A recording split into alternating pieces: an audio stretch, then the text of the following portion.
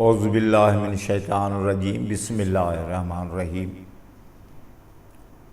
الحمدللہ رب العالمین الرحمن الرحیم مالک یوم الدین ایاک نعبد و ایاک نستعین اہدنا الصراط المستقیم صراط الذین انعمت علیہم غیر المغضوب علیہم ولا الضالین آمین۔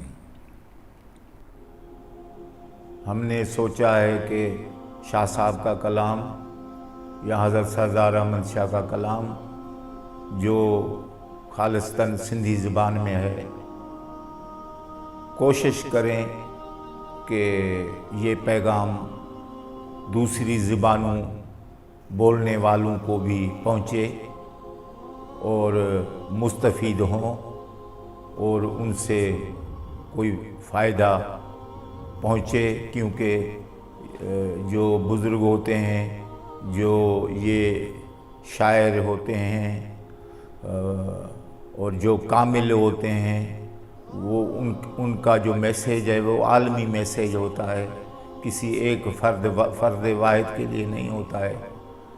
اس لیے ضرورت ہے کہ وہ چیز ہر قوم کو پہنچے۔ حضرت شاہ صاحب کا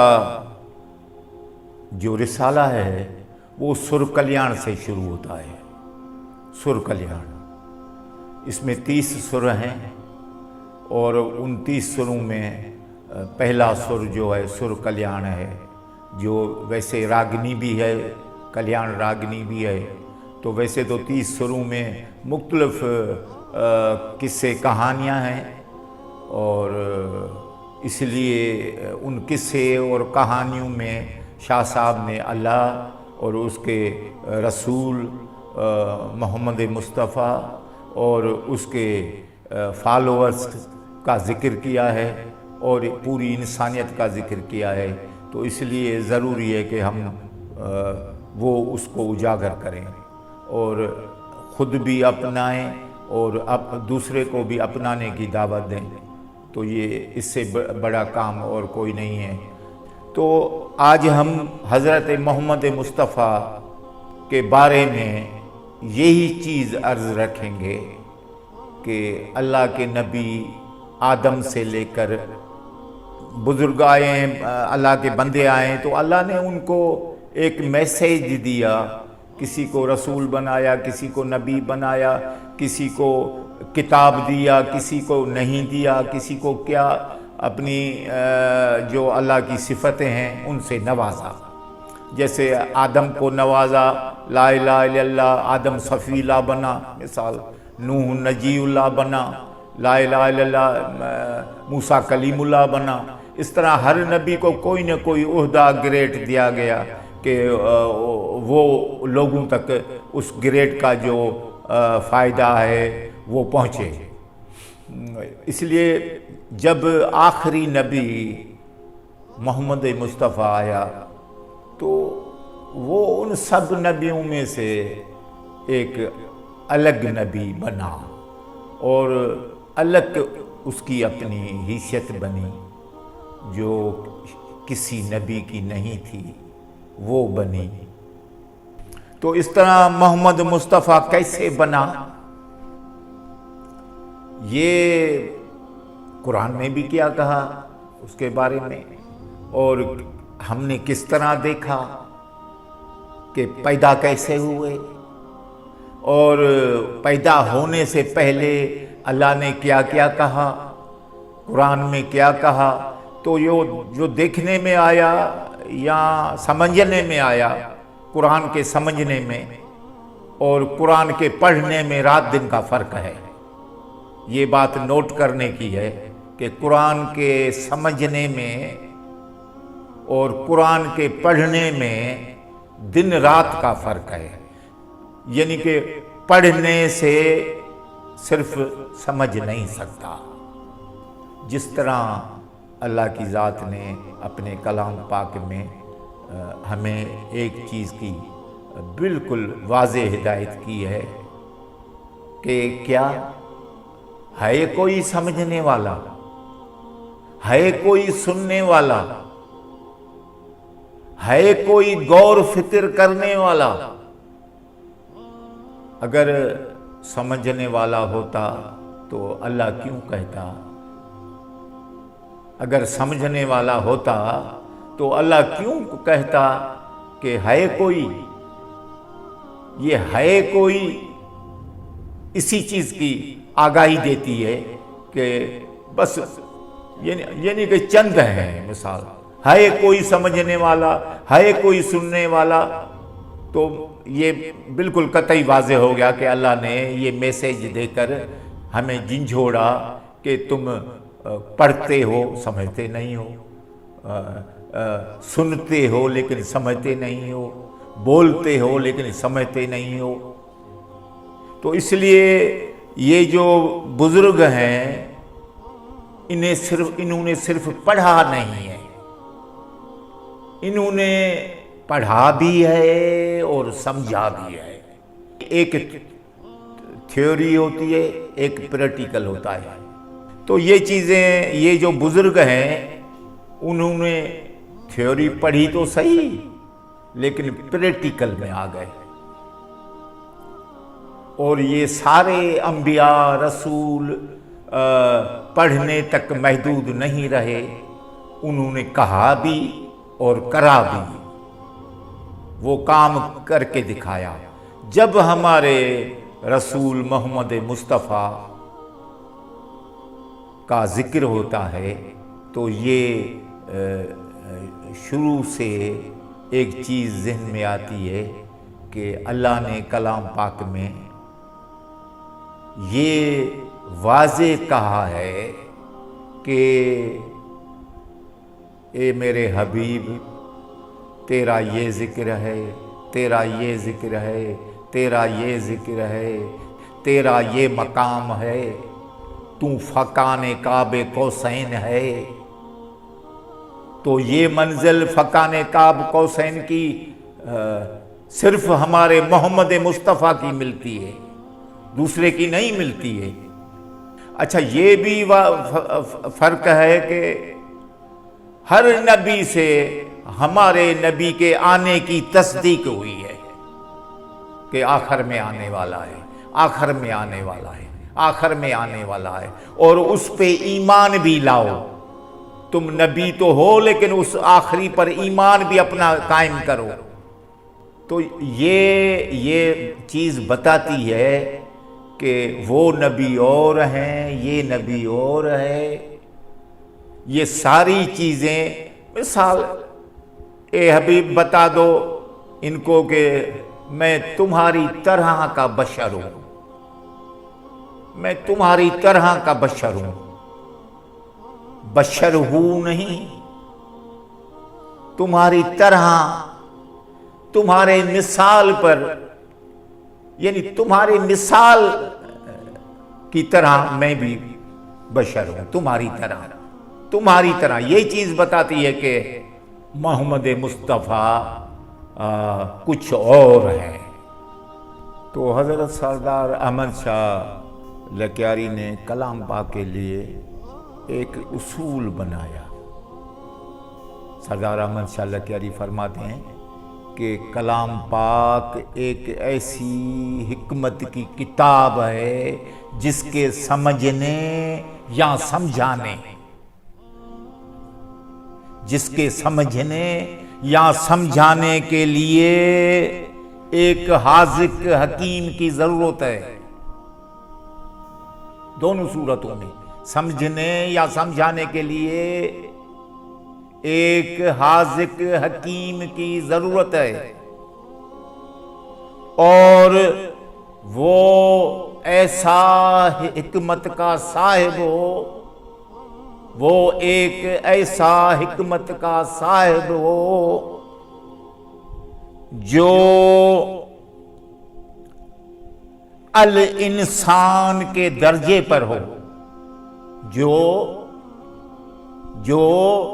الانسان کے درجے پر ہو، اور وہ ہر شے کی طبع سے واقف ہو، ہر شے کے طبع کو سمجھ کر मौसम को समझकर, दिन को समझकर, रात को समझकर, ऐसे हाज़िक हकीम की जरूरत है कलाम पाक के लिए। हाज़िक हकीम किसके लिए? कलाम पाक के समझने या समझाने के लिए। फिर ये तो बड़ा मुश्किल हो गया।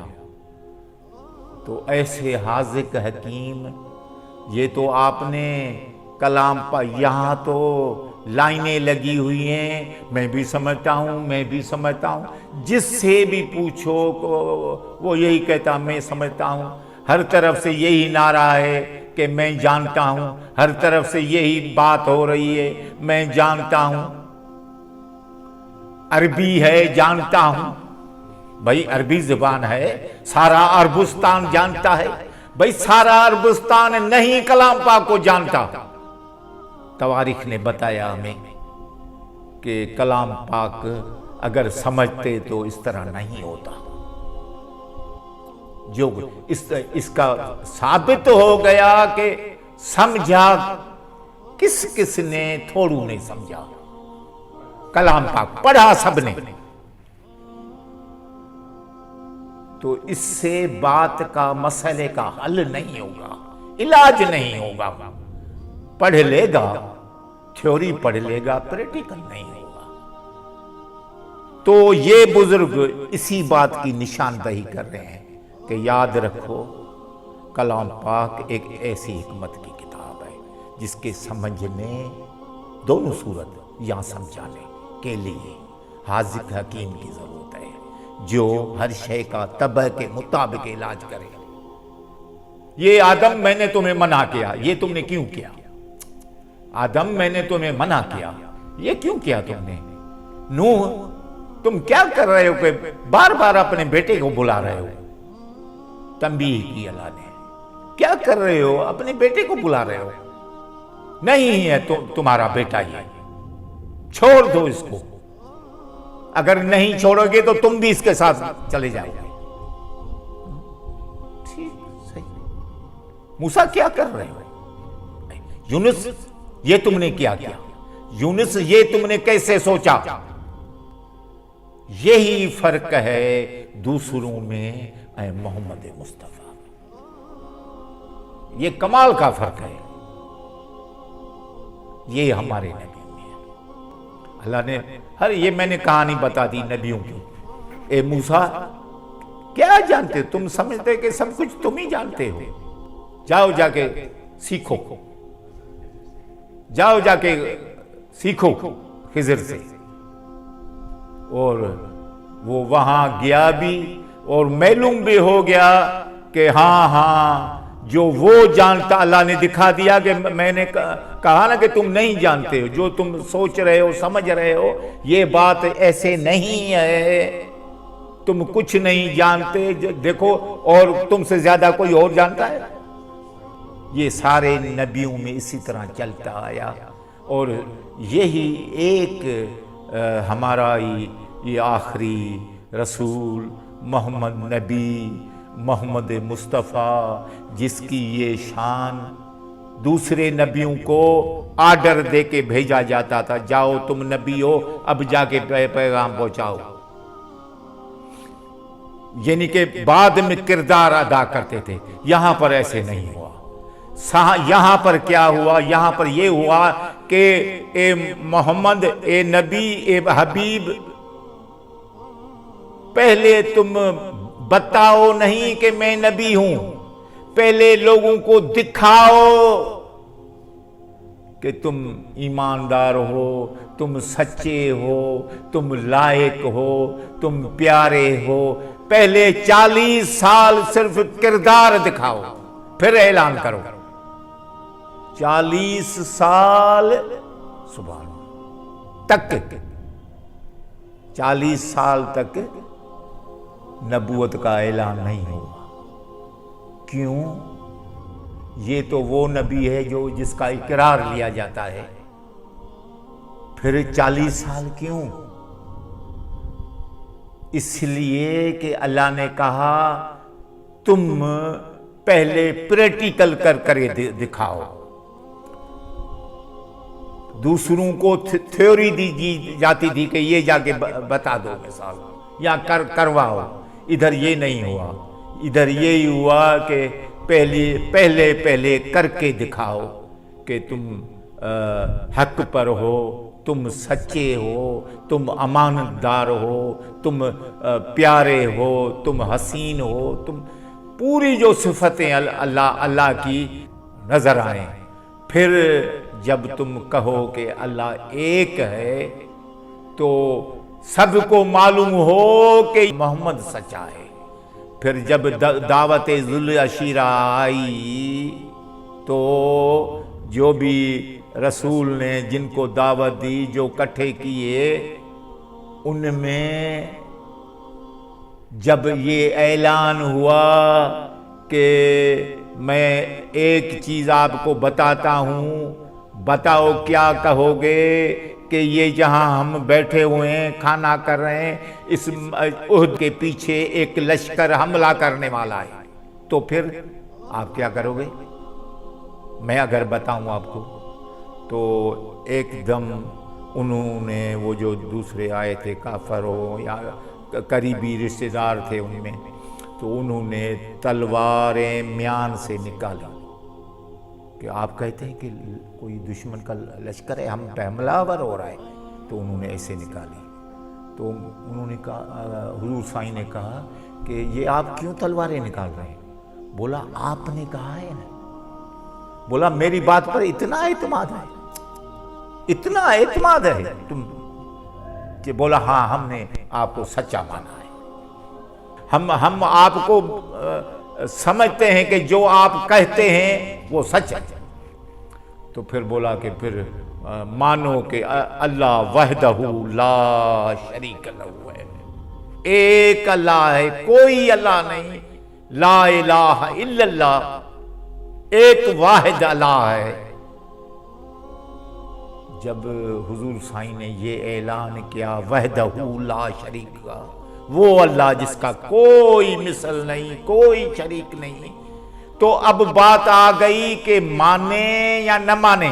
انہوں نے دیکھ جو بیٹھے ہوئے تھے کٹھے، مشکل بات آ گئی. ابھی تو وعدہ کیا کہ ہم نے تو آپ کو سچا پایا ہے. تو پھر تو بولا اگر سچا پایا ہے مجھے سبحان، تو آپ سب یہ کلمہ بھریں کہ میں کیا کہتا ہوں، جس کے بات پر آپ کو یقین ہے وہ کہتا ہے کہ اللہ ایک ہے، وحدہ لا شریک لہ. تو پتہ ہے کہ انہوں نے کیا جواب کیا لیا کافروں نے یا انہیں جو بھی نہ ماننے والے تھے، سوائے مولا علی کے، ایک علی کے سوا دوسروں نے کیا جواب دیا کہ دیکھیں ہم آپ کو جھوٹا نہیں کہتے، ہم آپ کی بات کو جھوٹا نہیں، آپ کہہ رہے ہیں کہ اللہ ہے، ایک ہے، ہم آپ کو غلط یا جھوٹا نہیں کہتے، ہم صرف یہ ہے کہ ہم اپنے خداؤں کو نہیں چھوڑیں گے، بھلے اللہ آپ کا ایک ہے، ہم اپنے خداؤں کو چھوڑ نہیں سکتے. اس بات پر آگر الگ ہو گئے اور وہاں پر ہی رسول نے کہا لا الہ الا اللہ. تو وہاں پر ہی علی المرتضیٰ نے کہا کہ محمد رسول اللہ. گواہی علی نے دے دی، میں آپ پر ایمان لاتا ہوں. تو یہ محمد مصطفیٰ ہے جس کے لیے کلام پاک اترا، جس کے دل پر قلب پر یہ نازل ہوا اللہ کا کلام. سبحان اللہ. یہ محمد کی جو دل ہے اس میں اتنی جگہ ہے کہ پورا قرآن اس میں سما گیا،